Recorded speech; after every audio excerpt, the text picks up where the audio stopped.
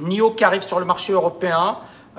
Oui, c'est bien. Alors, encore une fois, moi, je suis méfiant des phénomènes de mode, d'accord? Je pense qu'effectivement, il y a beaucoup de hype. Quand je vois trop de bruit, je me dis aïe. Quand ça va se retourner, ça va faire mal. Donc, vraiment, pourquoi pas? C'est-à-dire, si tu veux investir dans NIO, vas-y. Mais investis une partie de ton capital. C'est-à-dire, le problème de beaucoup de gens, c'est que les gars, ils se mettent à fond sur une action. Et ensuite, quand ça se casse la figure, ils paniquent. Et c'est difficile pour eux de revenir en arrière. Je vais vous donner des chiffres concrets. Le Nasdaq, en mars 2000, il nous fait un plus haut historique. Et puis, il s'effondre. Il perd 80%. D'accord? 2002, il perd 80%. Puis, il remonte un petit peu. Et puis, rebelote. Il s'effondre. Ça veut dire qu'en 2009, la personne qui avait investi en 2000, en 2009, elle perdait toujours 80%. Et puis, le Nasdaq, petit à petit, il a commencé à rebondir. Et vous savez à quel moment le Nasdaq est revenu à son niveau de mars 2000?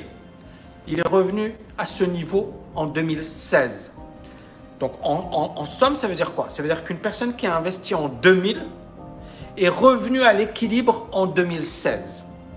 Entre-temps, beaucoup de morts, beaucoup de gens ont abandonné, beaucoup de gens ont dit la bourse c'est de la merde, je suis dégoûté de la bourse, etc. Je vais vous donner un autre exemple qui est juste énorme.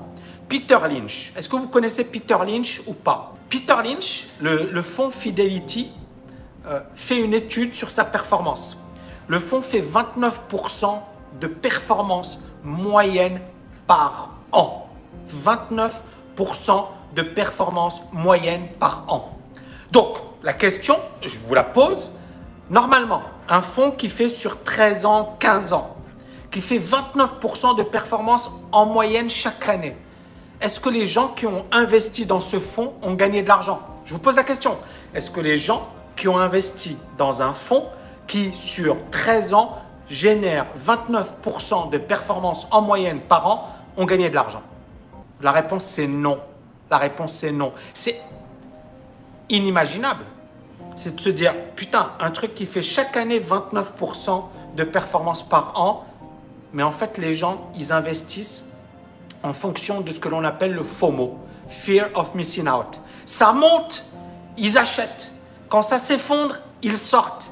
Et en fait, même sur un fonds qui réalise une performance aussi impressionnante, les gens perdent. Ça veut dire que même si moi, Tammy Kabaj, je crée un fonds et que ce fonds il génère 20% par an et que les gens ils disent « Waouh, Tammy, il est trop fort, waouh !» ou même 50% par an, « Waouh, Tammy, il est super !» Ça ne veut pas dire que les gens qui vont investir vont gagner de l'argent. C'est dingue. Pourquoi? Parce qu'en fait, les gens, ils ont la trouille. Et en fait, ils te font confiance, mais dès qu'ils commencent à perdre de l'argent, ils commencent à paniquer. Et ça s'appelle la psychologie, tout simplement. Et donc, comment éliminer les biais psychologiques? C'est très simple. Vous devez développer votre propre méthodologie. Vous devez comprendre les marchés financiers. Vous devez vous éduquer à la finance. Et vous ne devez pas déléguer ça à quelqu'un d'autre. Et nous, c'est ce qu'on est en train de faire. On est en train de développer les outils. On est en train de développer le cursus. On est en train de tout mettre en place pour réellement ce que l'on appelle empowerment. C'est-à-dire permettre aux gens qui nous suivent de se responsabiliser, de devenir les propres acteurs de leur vie financière et de ne pas dépendre de trucs muche-machin, de « ouais, tu as des signaux de trading, ouais, non. » C'est là où vous êtes comme des moutons, c'est-à-dire les signaux de trading et puis trucs muche-machin et puis le bruit. Et en fait, la réussite en trading, ça nécessite une clarté ou en investissement, ça nécessite de maîtriser son domaine et ça nécessite de respecter un processus. Et donc, l'histoire de Peter Lynch, elle est juste énorme. Ça prouve que tu peux investir chez le meilleur au monde, ça ne veut rien dire. Tu peux perdre tout ton argent, tout simplement parce qu'il y a la dimension psychologique.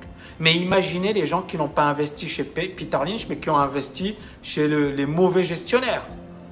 Donc, il y a non seulement la psychologie et en plus la mauvaise performance.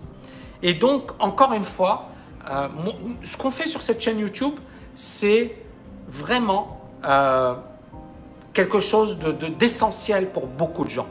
Et beaucoup de gens se disent, ouais, mais c'est essentiel. C'est vraiment essentiel. Je pense qu'on devrait même être financé par, par l'État ou pas. Parce que cette éducation financière, c'est l'État qui devrait le faire. C'est l'État qui devrait sensibiliser les gens. Mais il y a des lobbies. Les banques gagnent beaucoup d'argent.